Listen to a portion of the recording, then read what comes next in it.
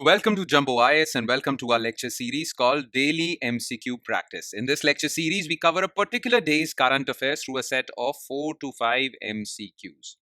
Now, MCQs are very important if you're serious about stage 1 of civil services examination, which is the prelim stage, right? And current affairs form a very important portion of prelims. Around 40 to 50 MCQs out of a paper of 100 MCQs are directly or indirectly related to current affairs. Therefore, covering current affairs is very important. And covering them through MCQs would definitely make your chances of clearing this exam very, very, very strong. All right. Therefore, you need to make this lecture series a part of your daily routine. All right. Covering 4 to 5 MCQs on a daily basis with me would add up to more than 1200 MCQs, and that too from current affairs alone. I'm not talking about static subjects like polity, geography, history. No. For those subjects, we'll have separate lecture series covering MCQs from them. This lecture series is only about current affairs. All right. So 4 to 5 MCQs on a daily basis might seem like a little effort now, but these MCQs on a daily basis would add up to more than 1200 MCQs, and 1200 MCQs from current affairs alone are more than sufficient. You would feel really confident while appearing for your prelims examination as far as current affairs are concerned. So your 40 to 50% of the examination, 40 to 50% of the questions would get covered through this lecture series. So make sure you make this lecture series a part of your daily routine, a daily habit of yours. All right? Okay. Enough of the introduction. Now let's straight away jump into the lecture, starting with question number 1. Consider the following statements regarding sarangi, an Indian musical instrument. It is a percussion instrument that is used to accompany Hindustani classical music performance. Okay. It became popular due to performances of courtesans during 18th, 19th centuries. The status of sarangi got degraded due to anti-Nach movements during the 1890s. How many of the above statements are correct?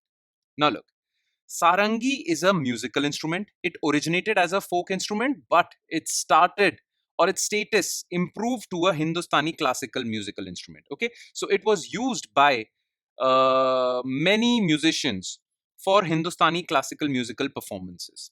All right, now it is a stringed instrument. Remember this part. Okay, so it is a stringed instrument, not a percussion instrument.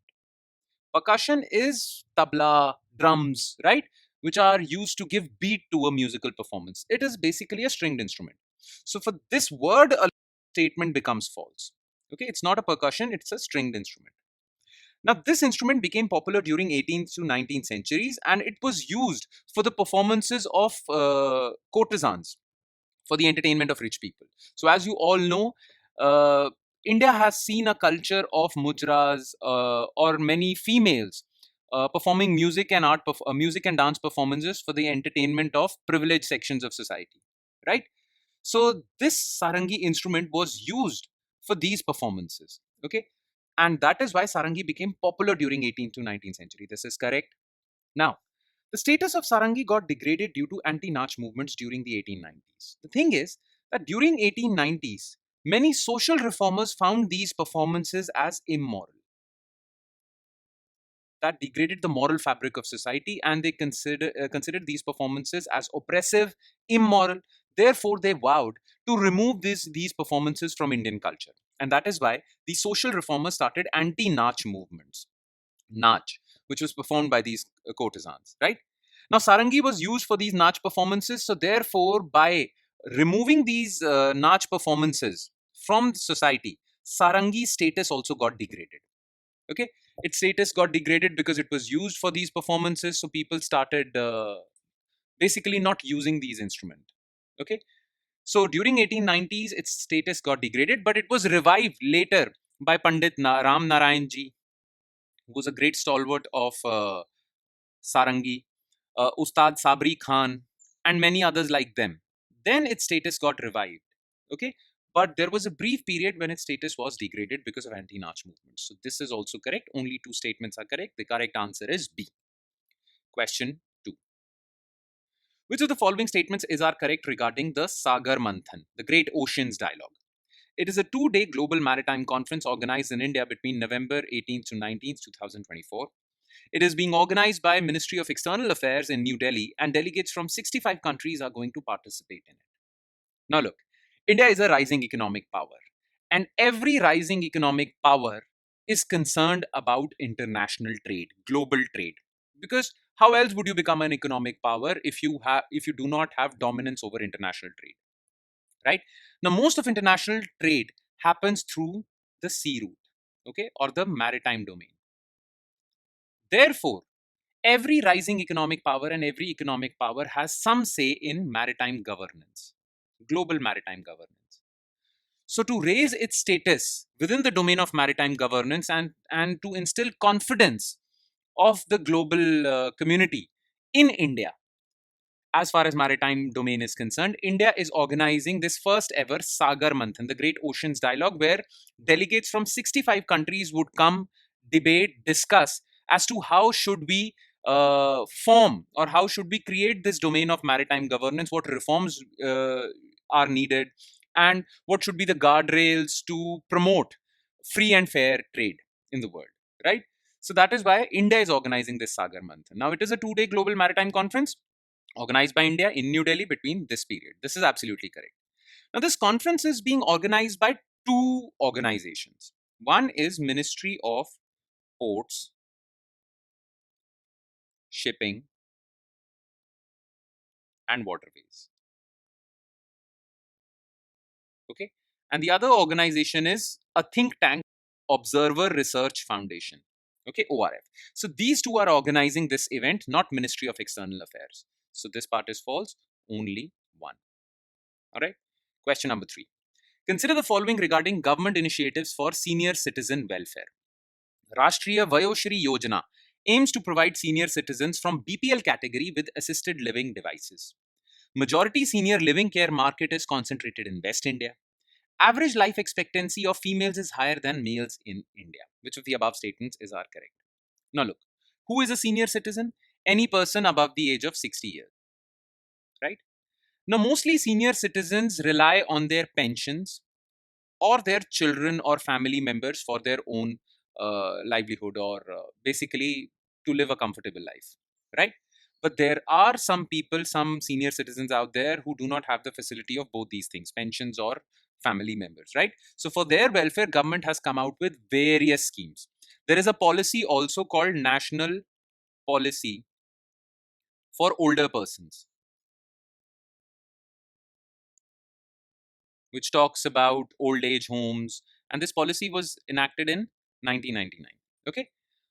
Apart from this policy, there are various other schemes also. So one is Rashtriya Vayoshri Yojana. It is a central sector scheme completely funded by central government to provide senior citizens, especially from below poverty line category, with assisted living devices. Okay, like hearing aid, wheelchair, and all that.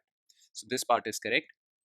Majority senior living care market. Now, senior living care means to solve the problem of living for senior citizens, basically old age homes, right? So majority of senior living care market is concentrated in West India. Not at all. It is concentrated in South India. Okay. 60% of old age home market is in South India. Okay. So this part is false. Now, senior citizens or the population of senior citizens has seen a phenomena recently. Not recently, quite some time now. Basically, we call this phenomena as feminization of senior citizens, because average life expectancy of females is higher than males. So many males die, but females live on. That is why among senior citizens there is a higher population of females. Okay, so this part is also correct. 1 and 3 is correct. Answer is A. And last, consider the following statements regarding Jeevan Praman certificates. Government has been issuing them since 2021 to facilitate serving government and defense employees. Ministry of Personnel, Public Grievances and Pension organizes camps to popularize the adoption of these certificates. These can be generated anywhere online and use Aadhaar for biometric authentication. Okay, so what are these? So basically, Jeevan Praman certificates are also called digital life certificates. These are digital certificates. The thing is that all the pensioners in our country, especially retired government employees, have to prove their identity every year in the month of November so that they can continue to receive pensions from the government. So they have to prove their existence, their identity every November. Okay, because government doesn't want to credit pensions into the bank account of a person who has died. So they have to prove that they still live, okay, every year in November. Now for that, they have to go to government offices, and many have complained that they get harassed at these government offices, right? So to prevent that, government in 2014, not 21, 2014, launched these digital living certificates or Jeevan Praman certificates, which can be generated anywhere online. And when generated, you don't have to prove your identity every year in the month of November by physically going to a government office. Okay, you can prevent that. Okay, so you can prevent that harassment also. That is why government is promoting these. Okay, so government has been issuing them since 2014 to facilitate serving no retired government employees. So this statement is false. Now, Ministry of Personnel, Public Grievances and Pensions organizes annual camps to popularize these, because still many retired employees are unaware of this facility. So to popularize these, camps are organized by the government. Absolutely correct. Now, they can be generated anywhere online and use Aadhaar for biometric authentication. This is absolutely correct. 2 and 3 only. The correct answer is B. And with that, we conclude today's session. Thank you so much for watching, everyone. And I'm sure it has added value to your preparation, though it would add more value if you download the notes for this lecture. Okay, the notes are available in PDF format, and these notes would be available on our Telegram channel.